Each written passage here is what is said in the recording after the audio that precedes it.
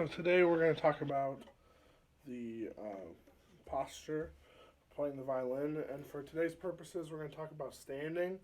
So you want to make sure that your feet are shoulder width apart, and you can have one foot in front of the other, but I like to have them even.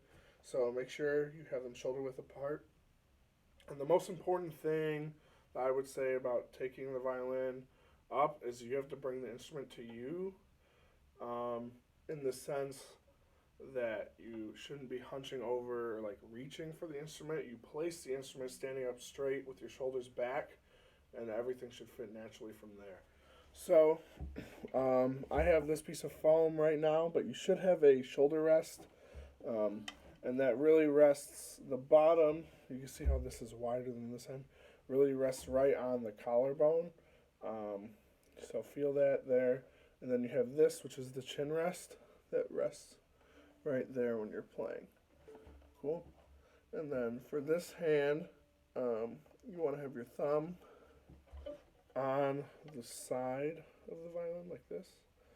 And then you place your fingers from there. And the most important thing for the hand position is making sure that we have the proper C shape, like this kind of, as if you're holding like a softball, not a softball, like a baseball, really. So you have your thumb on the side, and then your fingers here. So see how this is curved like a C right here? You don't want to have the pancake wrist, and you don't want to be overextended like this, unless you're going up here. But so you really just want like that nice comfortable C, and it should really be like more natural than you might expect holding. And for the bow hold, we have our bow. So we have our frog. You want to make sure that your thumb is in here. You don't want it under or like holding, pinching the top. You want it sitting in the middle.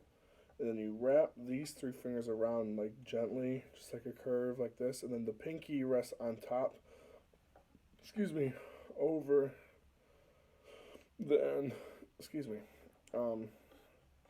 and it's a pretty natural bow hold. You don't want to be gripping it too tightly, or if you grip it too loose, it's going to flop. But really, there should be no tension. And the most important part of this, specifically and everything, is that your no parts of your body should touch. So, like your fingers shouldn't be scrunched like this. You don't want them wide necessarily either, but just make sure that everything has its own space on this hand and on this hand when you're holding the instrument.